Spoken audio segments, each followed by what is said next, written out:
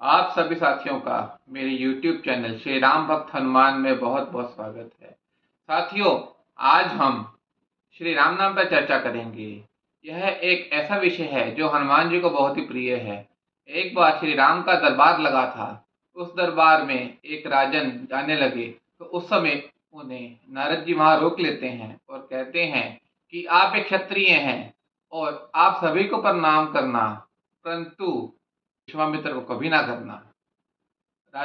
नारद जी की बात मान लेते हैं और वह राम जी के दरबार में जाके सभी ऋषि मुनियों को प्रणाम करते हैं, परंतु वह विश्वामित्र जी को प्रणाम नहीं करते। इस पे विश्वामित्र जी रामचंद्र जी से कहते हैं कि हे राम, तुम्हारे दरबार में मेरा तिरस्कार हुआ है, मेरा अपमान हुआ है। मैं यह चाहता हूँ कि कल सूरज उगने के बाद आपने इस राजा को मृत्यु दंड देना है। यह सुन के वह राजा थर-थर काँपने लगता है। इस पर वह दोबारा नारद जी के पास जाता है और नारद जी से वह कहता है कि हे नारद, आपने मुझे क्यों फंसाया है?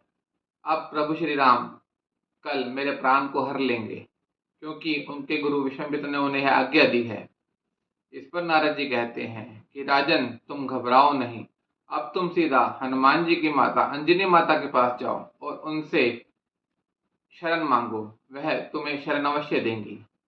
राजा नारद जी के कहे अनुसार अंजनी माता के पास पहुंच जाता है और अंजनी माता से कहता है कि एक राजा ने मेरे प्राण लेने की प्रतिज्ञा ली है, अब आप उससे मेरी रक्षा कीजिए। इस पर अंजनी माता उस राजा को यह आश्वासन देती हैं कि अभी मेरे पुत्र हनुमान आएंगे और तुम्हें इस संकट से बचाएंगे। इसके बाद वह राजा से कहती हैं कि राजन, तब तक तुम अपने घर जाओ और विश्राम करो। राजा अंजनी माता की बात मानकर अपने महल में वापस आके चिंता में डूब जाता है कि कल शायद मेरी जिंदगी का आखिरी दिन है।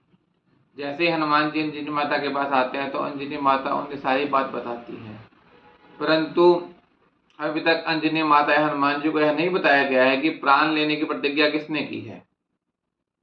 इसके बाद वह राजन हनुमान जी के पास आता है और हनुमान जी से चरणों में प्रणाम करके बोलता है कि हे हनुमान जी, मेरे प्राणों की रक्षा कीजिए। मैंने आपकी माता की शरण मांगी और आपकी माता ने मेरे को यह आश्वासन दिया है कि हनुमान जी आपके प्राणों की रक्षा करेंगे। इस पर हनुमान जी राजन से यह पूछते हैं कि राजन, तुम्हारे प्राण लेने की प्रतिज्ञा किसने की है?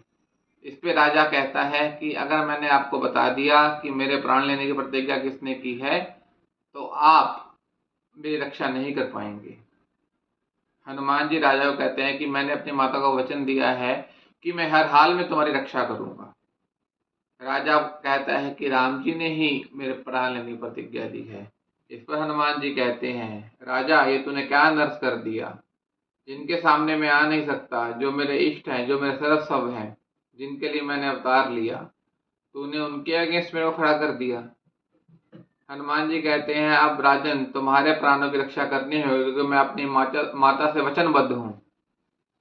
उसके बाद अगले दिन हनुमान जी राजा को कहते हैं कि राजा, अब थोड़ी देर में राम जी तेरे प्राण लेने आ रहे हैं, तो ऐसा कर, अपने हाथ में ये खड़ताल पकड़ और श्री राम जय राम का कीर्तन करने लग जा।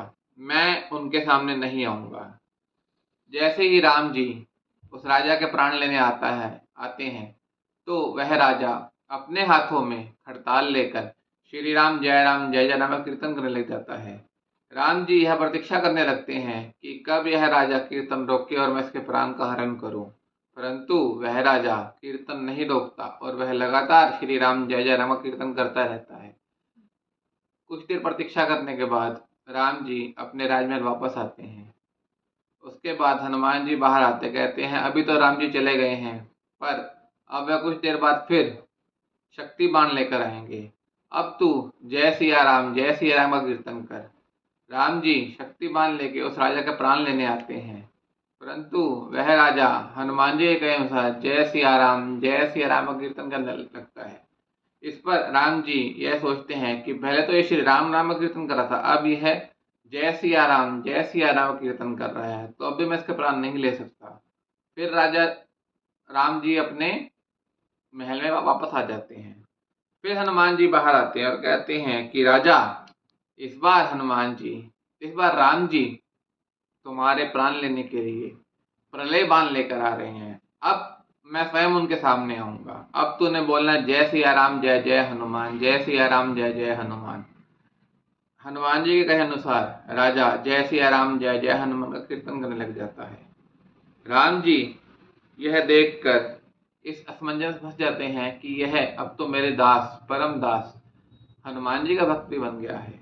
अब मैं इसके प्राण किस पर दूं? जब यह बात वहां के ऋषि मुनियों को पता लगी, तब वहां के ऋषि मुनि आए और विश्वामित्र से कहने लगे कि विश्वामित्र जी, सुबह से राम और राम नाम में युद्ध चल रहा है और राम जी में इतनी समर्था नहीं है कि वह अपने नाम को जीत पाए। इसलिए आप राम जी से कहिए और अपनी प्रतिज्ञा वापस ले लीजिए। इस पर विश्वामित्र राम जी से कहते हैं कि राम, अब तुम राजा के प्राण नहीं हरोगे। इस पे रामचंद्र जी कहते हैं कि राजा, यह सब तुम्हारी प्लानिंग नहीं हो सकती। अब जो इसके पीछे है वह स्वयं बाहर आ जाए। तो उसी समय हनुमान जी श्री राम के चरणों में गिर पड़ते हैं और कहते हैं कि राम जी, इस साखी द्वारा आज के बाद सारी दुनिया आपके नाम की ताकत को जानेगी। आप सभी साथियों को यह कथा कैसी लगी, कृपया मेरे YouTube चैनल को सब्सक्राइब करें और यह वीडियो आगे से आगे शेयर करें ताकि सभी को इस कथा के बारे में पता लग पाए। हनुमान जी से जुड़ी अगली वीडियो जल्दी ही मेरे YouTube चैनल पर डाल दी जाएगी। तब तक के लिए सभी साथियों को जय श्री राम।